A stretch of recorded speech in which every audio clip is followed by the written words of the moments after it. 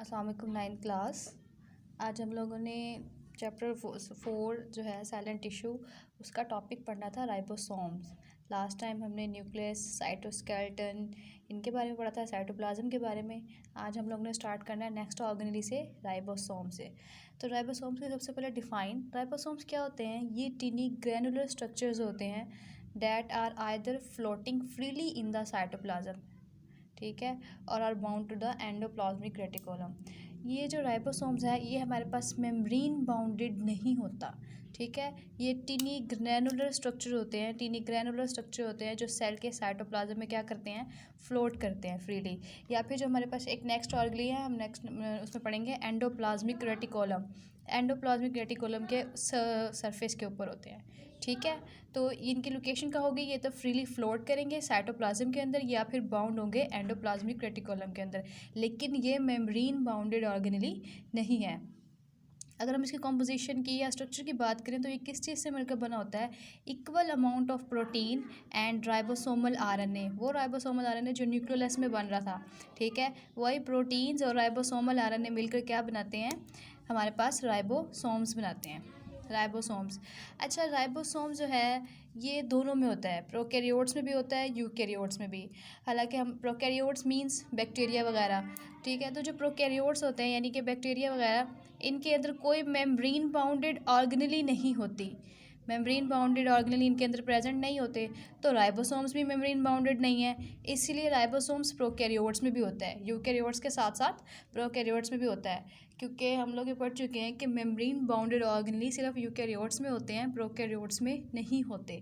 तो ribosomes membrane bounded नहीं है, इसीलिए ये प्रोकैरियोट्स में होता है, भी होता है, और यूकैरियोट्स में तो होता ही है। लेकिन थोड़ा सा डिफरेंस है प्रोकैरियोटिक और यूकैरियोटिक राइबोसोम्स का। यूकैरियोटिक राइबोसोम्स जो है वो स्लाइटली लार्जर होते हैं प्रोकैरियोट से, यानी कि जो हमारे पास यूकैरियोट्स का राइबोसोम है वो साइज़ में जो है वो थोड़ा सा बड़ा होता है प्रोकैरियोट के राइबोसोम से। अब इसका फंक्शन क्या है राइबोसोम्स का? राइबोसोम्स का फंक्शन है कि ये प्रोटीन सिंथेसिस कहते हैं, इन्हें प्रोटीन फैक्ट्री कहा जाता है, सेल की प्रोटीन फैक्ट्री। इनका काम जो है वो प्रोटीन बनाना होता है, ठीक। और जब ये प्रोटीन नहीं बना रहे होते, ये राइबोसोम जब ये प्रोटीन नहीं बना रहे होते, तो ये इस तरह से 2 सब यूनिट्स में जो है वो डिवाइड हो जाते हैं। इनको एक जो यूनिट है इनका लार्जर सब यूनिट होता है और दूसरा क्या होता है, स्मॉलर सब यूनिट होता है, ठीक है। अच्छा, राइबोसोम्स, इसकी डिफाइन टीनी ग्रैनुलर स्ट्रक्चर्स, जिसकी लोकेशन की भी अलग से हेडिंग डाल सकते हैं, आप या डिफाइन के साथ ही लिख सकते हैं। कॉम्पोजिशन के इक्वल अमाउंट ऑफ प्रोटीन या आरएनए से बनते हैं, प्रोकैरियोट्स में भी होते हैं, यूकैरियोट्स में भी होते हैं, लेकिन प्रोकैरियोट्स में होते क्यों हैं? क्योंकि ये मेम्ब्रेन बाउंडेड नहीं है, और साइज़ का डिफरेंस होता है इनका। फिर उसके बाद इसका फंक्शन विद डायग्राम। नेक्स्ट हमारे पास है माइटोकॉन्ड्रिया। माइटोकॉन्ड्रिया क्या होते हैं? Mitochondria are double membrane bounded organelles found in eukaryotes. यानी कि ये क्या होते हैं? ये भी डबल मेम्ब्रेन बाउंडेड ऑर्गेनेली है, क्योंकि कोई भी टॉपिक हम स्टार्ट करते हैं तो इंट्रोडक्शन से या डिफाइन से स्टार्ट करते हैं। Membrane bounded organelles found in eukaryotes, इसको क्या कहते हैं? ये कलेक्टिवली सबको माइटोकॉन्ड्रिया कहते हैं, लेकिन अगर हमारा सिंगल स्ट्रक्चर हो ना, सिंगल स्ट्रक्चर, तो उसको हम माइटोकॉन्ड्रियन बोलते हैं, माइटोकॉन्ड्रियन, ठीक है। और कलेक्टिवली हम क्या कहते हैं? माइटोकॉन्ड्रिया। ये होते क्या है? माइटोकॉन्ड्रिया और डबल मेम्ब्रेन बाउंडेड ऑर्गेनेली होते हैं, जो किस में पाए जाते हैं? प्रोकैरियोट्स में पाए जाते हैं, ठीक। अब अगर हम इसके स्ट्रक्चर की बात करें तो माइटोकॉन्ड्रिया की जो आउटर मेम्ब्रेन है, आउटर मेम्ब्रेन वो स्मूथ होती है बिल्कुल, ठीक है। जबकि जो इनर मेम्ब्रेन है, इसकी इनर मेम्ब्रेन जो है वो फोल्डिंग बनाती है, और फोल्डिंग भी कौन सी? इन फोल्डिंग, इस तरह से फिंगर लाइक स्ट्रक्चर, ठीक है।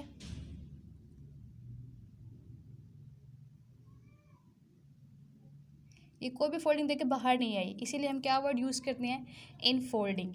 आउटर मेम्ब्रेन कैसी है? स्मूथ है, जबकि इनर मेम्ब्रेन क्या बना रही है? इन फोल्डिंग्स बना रही है। इन फोल्डिंग्स को हम क्रिस्टे बोलते हैं, क्रिस्टे। एक इन फोल्डिंग सिस्टर्नी भी होती है, वो गोल्जी ऑपरेटर्स में होती है, वो हम नेक्स्ट टाइम गोल्जी ऑपरेटर्स पढ़ेंगे तब बताएंगे कि ये सिस्टर्नी क्या होती, सिस्टर्नी इन फोल्डिंग्स को कहते हैं जो इनर मेम्ब्रेन बनाती है, ठीक। अब ये क्या इसके अंदर एक फ्लूइड जो है वो फ्लो करता है, जिसका उस फ्लूइड का नाम है matrix, matrix fluid inner foldings के अंदर, क्रिस्टा के अंदर मैट्रिक्स। जिस तरह साइटोप्लाज्म जो है वो सेल का फ्लूइड है, न्यूक्लियस का फ्लूइड न्यूक्लियोप्लाज्म, माइटोकॉन्ड्रिया का फ्लूइड मैट्रिक्स। ठीक, अच्छा अब ये इनर फोल्डिंग्स क्यों होती हैं, फिंगर लाइक स्ट्रक्चर, ये इनर फोल्डिंग्स क्यों होती हैं? अगर मैं इस इनर फोल्डिंग्स को यहाँ से निकाल के जो है सेपरेटली इसको देखूँ तो ये कितनी खोल दूँ इनर फोल्डिंग्स को तो एरिया कितना बड़ा हो जाएगा। तो इनर फोल्डिंग का जो असल मकसद होता है, कहीं भी अगर इनर फोल्डिंग होगी उनका मकसद होता है to increase surface area, surface area को बढ़ाना, ताकि जो है अब ये सरफेस एरिया क्यों बढ़ाता है? ताकि इसको इसके फंक्शन परफॉर्म करने में हेल्प मिले। फंक्शन क्या होता है माइटोकॉन्ड्रिया का? माइटोकॉन्ड्रिया को पावर हाउस कहा जाता है सेल का, क्योंकि माइटोकॉन्ड्रिया का फंक्शन जो है वो एनर्जी बनाना है। और एनर्जी किस फॉर्म में बनती है? मेजर एनर्जी प्रोडक्शन सेंटर है। और एनर्जी किस फॉर्म में बनती है? एटीपी की फॉर्म में बनती है। ठीक है, ये साइट्स हैं जहाँ पे एरोबिक रेस्पिरेशन होती है, यानी कि हमारे रेस्पिरेशन जो हम फूड खाते हैं उसकी जो है वो उसको ब्रेक डाउन होती है और किससे उससे क्या मिलती है? एनर्जी मिलती है। तो ये वो मेजर साइट्स है माइटोकॉन्ड्रिया जहाँ पे एरोबिक रेस्पिरेशन का प्रोसेस होता है और एनर्जी बनती है। अब अगर हम इसकी कॉम्पोजिशन की बात करें तो इसका अपना डीएनए होता है और अपने राइबोसोम होते हैं। वैसे अगर दूसरे ऑर्गेनेल देखे जाएँ तो सेल का सिर्फ एक डीएनए और न्यूक्लियस होता है उसका और राइबोसोम। लेकिन क्या होता है माइटोकॉन्ड्रिया ऑटोसोमल है, इसका अपना डीएनए होता है, अपना राइबोसोम्स होता है, इसे न्यूक्लियस की ज़रूरत नहीं पड़ती। ये कभी भी जो है अपना डीएनए को उसकी कॉपीज़ बना सकती है, राइबोसोम से प्रोटीन बनवा सकती है। ठीक है, ये खुद कंट्रोल करेगी, इसका अपना डीएनए अपना राइबोसोम है। इसीलिए इसको सेल्फ रेप्लिकेटिंग भी कहा जाता है कि ये एक माइटोकॉन्ड्रिया से दूसरी माइटोकॉन्ड्रिया भी बन सकती है, 2 से 3, यानी कि कोई अपना ही डीएनए है, अपना ही राइबोसोम्स है, तो ये खुद जो है अपने आप को बना सकती है। इसलिए इसको ऑटोसोमल भी कहा जाता है और सेल्फ रेप्लिकेटिंग भी कहा जा सकता है, मतलब अपनी ही कॉपी प्रोड्यूस करना। क्योंकि देखिए बहुत सारे सेल ऐसे हैं जहाँ मुसलसल एनर्जी की ज़रूरत होती है, जैसे कि हमारे हार्ट मसल्स मुसलसल जो है वो हार्ट पंप करना होता है। दिल तो हर वक्त जब हम सो रहे होते हैं तब भी वर्क करता है ना, तो उन्हें एनर्जी चाहिए, तो वहाँ पे माइटोकॉन्ड्रिया की तादाद ज़्यादा हो गई। ठीक, तो माइटोकॉन्ड्रिया जो है वो सेल्फ रेप्लिकेटिंग भी कहते हैं, इन्हें ऑटोसोमल भी कहते हैं, क्योंकि इनका अपना डीएनए अपना राइबोसोम्स होता है। अच्छा, अब इनके जो राइबोसोम है, एक तो सेल का राइबोसोम है, ठीक है, जैसे आपने पीछे पढ़ा सेल का राइबोसोम है ग्रेनुलर स्ट्रक्चर जो फ्लोट करते हैं साइटोप्लाज्म में। ठीक है, अब सेल के अंदर एक और ऑर्गेनली है माइटोकॉन्ड्रिया। ठीक, अब उस माइटोकॉन्ड्रिया के अपने भी अपने राइबोसोम है, तो उस माइटोकॉन्ड्रिया के राइबोसोम का साइज़ और सेल के राइबोसोम्स का साइज़ मिलता होगा? नहीं, इनका क्या होगा? इनका साइज़ स्मॉलर होगा। तो इसके लिए कहते हैं कि जो माइटोकॉन्ड्रिया के राइबोसोम्स हैं ना वो साइज़ में सिमिलर होते हैं बैक्टीरिया के राइबोसोम से। Bacteria means prokaryote, prokaryotic ribosome या बैक्टीरिया राइबोसोम जो है वो बात एक ही है। ठीक है, अच्छा, सिमिलर होते हैं प्रोकैरियोटिक राइबोसोम्स के देन द यूकैरियोटिक राइबोसोम्स। ठीक, नेक्स्ट हम लोगों ने पढ़ना है प्लास्टिड। प्लास्टिड क्या होता है? इसकी भी डिफाइन है सबसे पहले कि membrane bounded organelles that only occur in the cells of plant and photosynthetic protist, यानी कि वो मेम्ब्रेन, ये भी मेम्ब्रेन बाउंडेड ऑर्गेनेल हैं जो सिर्फ और सिर्फ उन सेल्स में होते हैं, यानी कि प्लांट्स में, और जिन्होंने फोटोसिंथेसिस करनी होती है उनमें होते हैं, फोटोसिंथेटिक प्रोटिस्ट यानी कि एल्गी वगैरह में।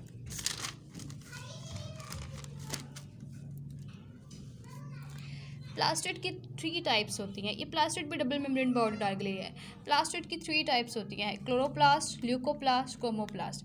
सबसे पहले हम क्लोरोप्लास्ट पढ़ते हैं। Chloroplast is the green pigment containing organelle और ये also bounded by double membrane. ये देखें, ये भी क्या है? डबल मेम्ब्रेन बाउंडेड ऑर्गेनेल है।